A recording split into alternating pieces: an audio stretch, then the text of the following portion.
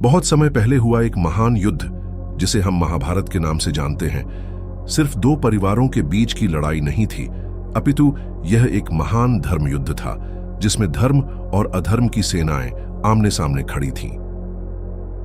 महाभारत में एक ऐसा पात्र था जो बहुत शक्तिशाली था, बहुत बुद्धिमान भी था, यहां तक कि धर्म का संपूर्ण ज्ञान होने पर भी उसने अधर्म का मार्ग चुनना ठीक समझा, सही पहचाना।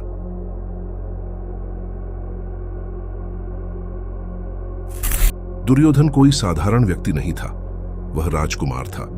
उसके पास सोने के महल थे, हजारों सेनाएं थीं, उसकी सेवा में सैकड़ों नौकर चाकर थे, लेकिन फिर भी वह अधर्म की राह पर क्यों चला गया? यह सवाल सिर्फ आपके मन में ही नहीं, बल्कि स्वयं दुर्योधन के मन में भी उठा था। महाभारत की युद्ध भूमि में खड़े दुर्योधन युद्ध प्रारंभ होने से ठीक पहले अपने गुरु द्रोणाचार्य के पास पहुंचकर उनसे पूछते हैं, गुरुदेव, मैं जानता हूं कि धर्म क्या है और अधर्म क्या है। मैं यह भी जानता हूं कि मैं अधर्म के पक्ष में खड़ा हूं और पांडव धर्म के पक्ष में हैं। यहां तक कि मुझे यह भी पता है कि अंत में पांडव ही जीतेंगे, क्योंकि उनके साथ भगवान श्री कृष्ण हैं। फिर भी मैं अधर्म छोड़कर धर्म की ओर क्यों नहीं बढ़ पाता? कितनी अजीब बात है। सब कुछ जानते हुए भी दुर्योधन धर्म मार्ग पर क्यों न चल सके? यही सवाल हम आप सबके मन में भी कभी न कभी आता ही होगा।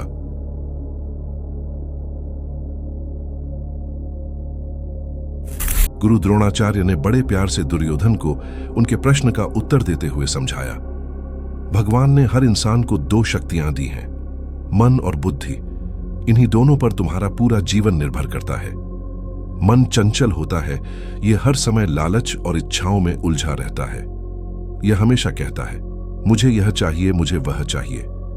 लेकिन बुद्धि समझदार होती है, यह निर्णय लेने की शक्ति रखती है। यह कहती है, रुको, पहले सोचो कि यह सही है या गलत।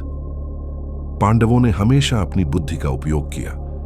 जब उनके मन में कोई इच्छा आती तो वे सबसे पहले यह सोचते कि यह सही है या नहीं। अगर उनकी इच्छा से किसी और को दुख होता तो वे उसे छोड़ देते। यही धर्म का मार्ग है। लेकिन युवराज, आपने क्या किया? आपने अपने मन की हर इच्छा को सच मान लिया।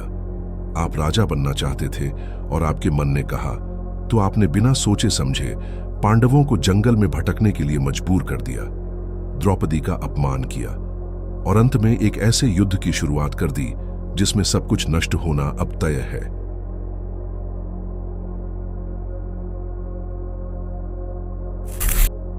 गुरु द्रोणाचार्य ने आगे कहा, अगर आप अपने मन को काबू में कर लें तो आप भी युधिष्ठिर की तरह महान बन सकते हैं। लेकिन अगर आप अपने मन के गुलाम बन गए तो यह मन आपको बर्बाद कर ही देगा।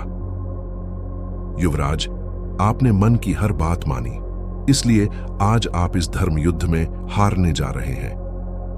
कोई मीठा स्वादिष्ट व्यंजन देखने पर हमारा मन कहता है, खा लो, लेकिन बुद्धि कहती है, नहीं, ज्यादा मीठा खाने से दांत खराब हो जाएंगे। अगर हम मन की बात मान लें तो बाद में पछताना पड़ता है। युवराज, आपके साथ भी यही हुआ।